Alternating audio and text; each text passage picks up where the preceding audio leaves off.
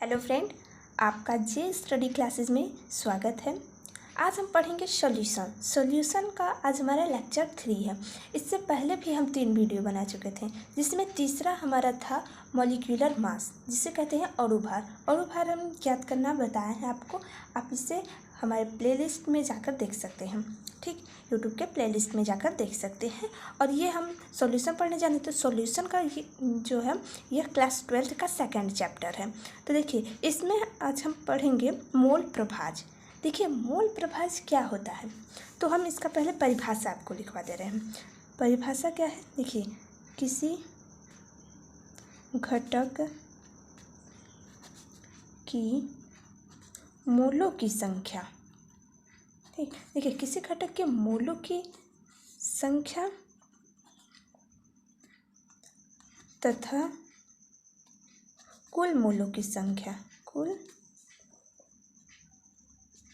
मोलों की संख्या का अनुपात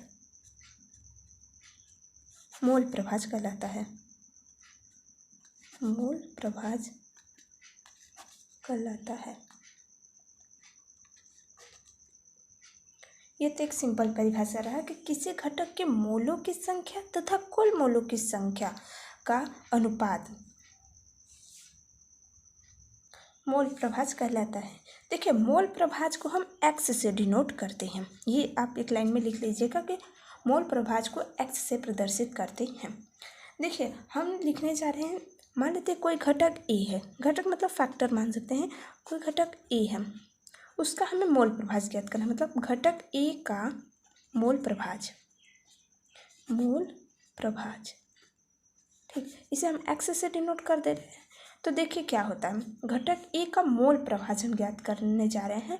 तो मोल प्रभाज बराबर होता है n अपान, देखिए हम क्या लिखवाए हैं कि मोलों की संख्या को हम n से डिनोट करते हैं तथा कुल मोलों की संख्या को हम सब, जैसे मान लेते हैं घटक ए, अगर घटक ए का हम मोल प्रभाज ज्ञात कर रहे हैं तो Na लिखेंगे तथा कुल, अगर मान लीजिए अगर कोई सॉल्यूशन है उसमें अगर ये मोल प्रभाज 2 दिया है तो मान लीजिए हम करेंगे क्या, दोनों को जोड़ देंगे तो Na प्लस Nb, ठीक।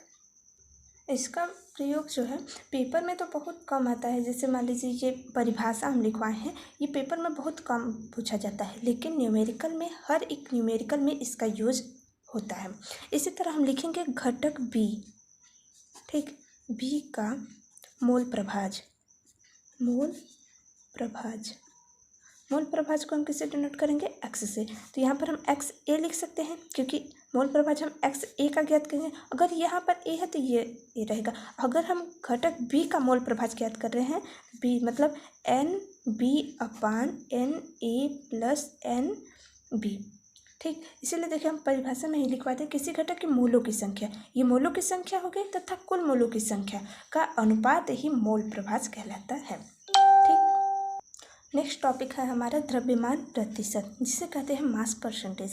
देखिए, इसका परिभाषा हम क्या लिखे हैं, प्रति 100 ग्राम विलयन में उपस्थित, ठीक, क्या लिखे हैं, प्रति 100 ग्राम विलयन में उपस्थित किसी घटक का द्रव्यमान, उसका द्रव्यमान प्रतिशत कहलाता है।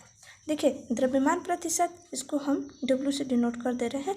और मान लीजिए एक हमें किसी घटक ए के द्रव्यमान प्रतिशत हमें ज्ञात करना है, तो हम इस तरह भी लिख सकते हैं W(A) फिर परसेंटेज कर सकते हैं। तो देखिए, ए का हम ज्ञात कर रहे हैं तो क्या होगा, WA × 100 अपान WA प्लस WB। इसी तरह देखिए, अगर घटक बी का हमें द्रव्यमान प्रतिशत ज्ञात करना है तो कैसे करेंगे, तो हम लिखेंगे क्या, W(B) परसेंटेज कर दे रहे हैं, ठीक। तो देखिए, यहाँ पर परसेंटेज था इसलिए हम 100 से मल्टीप्लाई कर दिए। तो यहाँ पर बी का हम जब ज्ञात करेंगे द्रव्यमान प्रतिशत तो क्या हो जाएगा, WB × 100, परसेंटेज ज्ञात कर रहे हैं बटे सबका, मतलब कुल द्रव्यमान, तो WA प्लस WB, इसे हम कहेंगे द्रव्यमान प्रतिशत, ठीक। तो क्या हुआ, देखिए, प्रति 100 ग्राम विलियन में उपस्थित किसी घटक का द्रव्यमान उसका द्रव्यमान प्रतिशत कहलाता है। और WA का परसेंटेज हम ज्ञात किए तो क्या था, WA × 100/WA + WB। अगर हम द्रव्यमान B का ज्ञात कर रहे हैं परसेंटेज तो क्या हो जाएगा, WB × 100/WA + WB। अब हम नेक्स्ट में आयतन प्रतिशत अब आपको बताएंगे।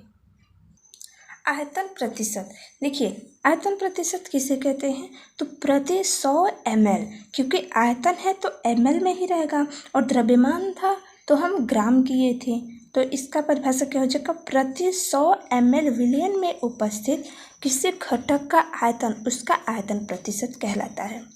ठीक, तो देखिए घटक ए का आयतन प्रतिशत कितना होगा, VA का अगर हम परसेंटेज ज्ञात करें तो क्या हो जाएगा, ए के लिए ज्ञात करें तो V/E का हम ज्ञात करें। अगर मान लीजिए 2 सोल्यूशन है, ठीक है, 2 आयतन दिया है तो VA + VB मतलब कुल आयतन हम ज्ञात कर लेंगे और परसेंटेज दिया है तो 100 से मल्टीप्लाई कर देंगे।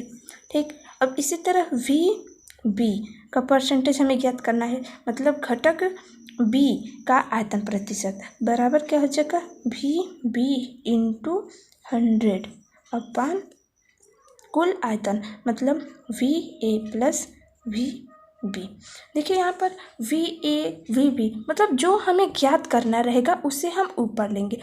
मान लीजिए B का ज्ञात करना था तो हम B को ऊपर लिए और A का ज्ञात करना रहेगा तो A को ऊपर लेंगे। ठीक, मतलब A का आयतन ज्ञात करना रहेगा तो हम ऊपर A को लेंगे और B का आयतन ज्ञात करना रहेगा तो हम नीचे B को लेंगे। इसी तरह हम देख लेते हैं पार्ट्स पर मिलियन, जिसे ppm कहते हैं।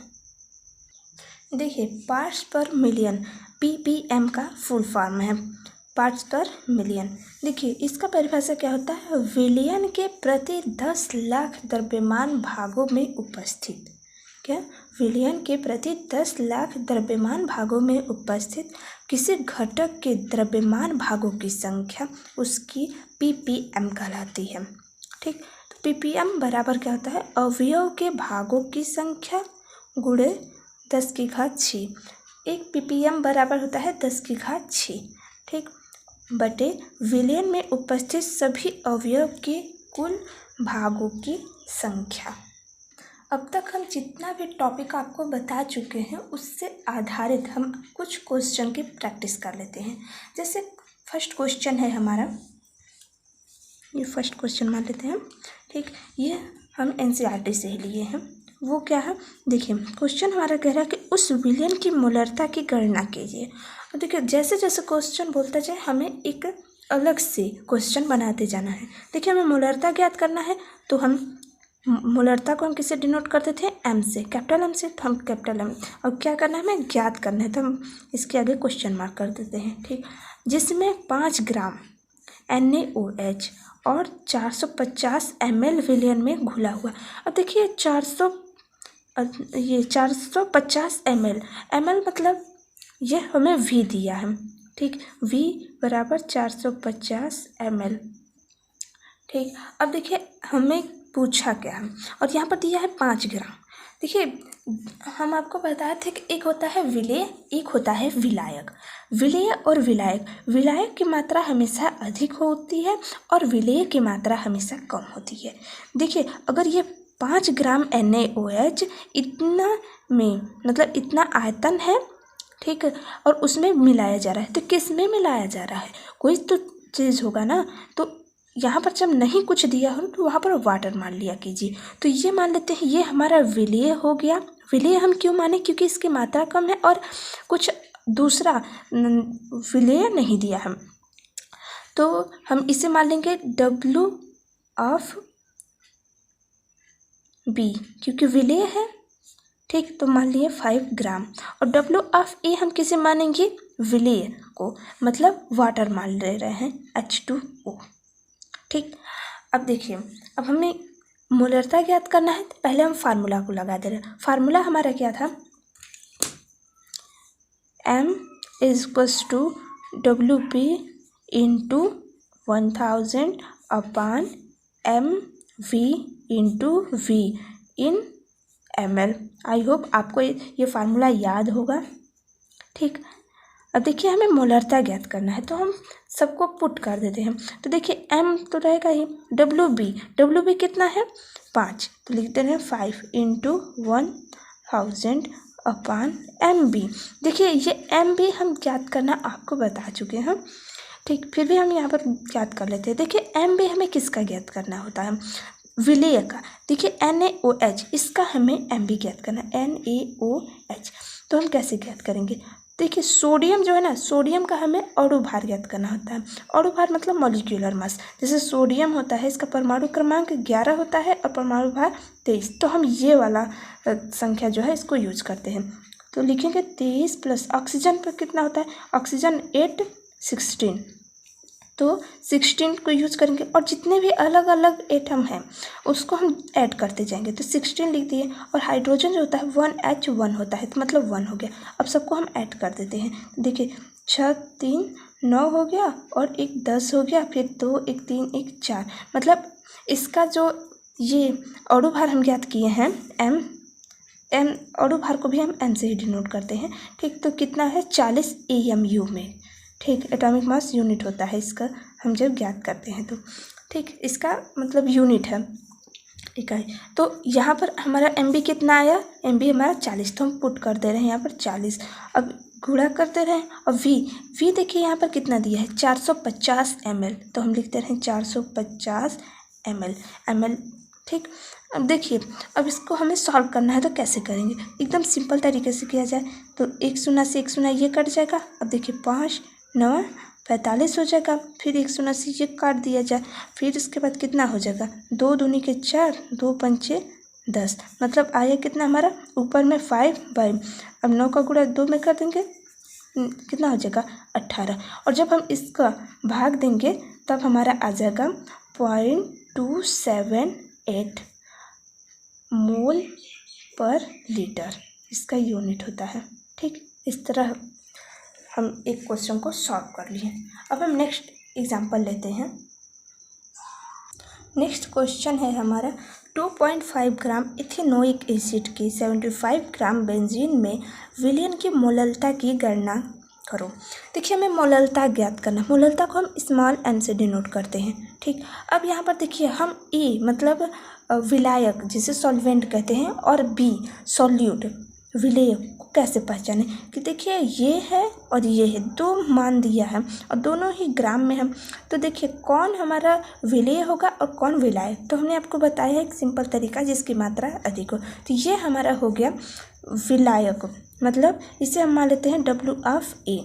ठीक, E क्या है हमारा, E हो गया बेंजीन का फार्मूला क्या होता है C6H6। ठीक है, अब ये 75 ग्राम हो गया। ठीक, अब इस तरह हो जाएगा WB। ठीक, B हमारा क्या है, B देखिए है एथेनोइक एसिड। एथेनोइक एसिड का फार्मूला होता है CH3COOH। ठीक, अब WB कितना है 2.5 ग्राम। ठीक, अब देखिए हमें क्या ज्ञात करना है, पहले हम फार्मूला यूज़ कर लेते हैं। देखिए मोललता बराबर क्या होता है, M = WB × 1000 अपान MB × WA, क्योंकि यहाँ पर हम WA लिखे हैं क्योंकि मोललता जो है टेम्परेचर इंडिपेंडेंट होता है, मतलब यह टेम्परेचर पर डिपेंड नहीं करता है। ठीक, तो यहाँ पर देखिए हमें WB फाइंड है और 1000 तो रहेगा ही, WA भी हमें फाइंड है, WA ये हो गया और WB ये हो गया 1000, लेकिन MB मतलब हमें इसका मोलर मास नहीं ज्ञात करना है, मतलब इसका हमें अणुभार नहीं ज्ञात करना है, हमें इसका अणुभार ज्ञात करना है। तो कैसे ज्ञात करेंगे, ठीक, तो देखिए आप इसका अणुभार ज्ञात कर लीजिएगा, आएगा 60 AMU। ठीक, क्योंकि हम इसका ज्ञात अणुभार नहीं कर रहे हैं क्योंकि हम पहले ही आपको बता चुके हैं। ठीक, अब हम इस फार्मूले में वैल्यू पुट करते हैं, तो देखिए कितना हो जाएगा M = WB। WB कितना है 2.5 × 1000 अपान MB कितना हमारा है, MB तो ये है, MB कितना 60 × WA कितना है 75। ठीक, अब देखिए इसे हम सॉल्व कैसे करेंगे।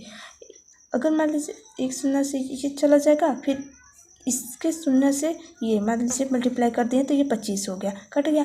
अब 25 तिहाई 75 हो गया। देखिए 2 तिहाई 6, 2 पंचे 10, मतलब कितना है 5/9। अब इसको हम सॉल्व कर लेते हैं।